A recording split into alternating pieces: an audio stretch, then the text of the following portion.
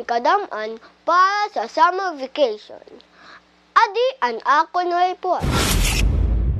Sama na sayo sa kinhuhulat nga panahon sa kadaman ang summer vacation kundiin damo nga mga tao sa makadodilain nga lugar para makapag-relax nga mag-enjoy.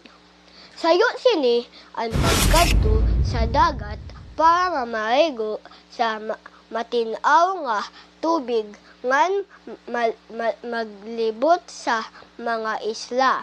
Pero nagpapahinumdum ang mga doktor nga diay makalimot magbutang sunscreen lotion para protektahan ang aton pani sa tudang.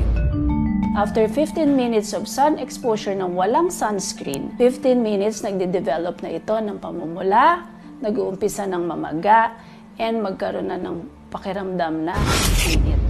Ini si Sen Anjo nagbabalita ngan ready na sa summer.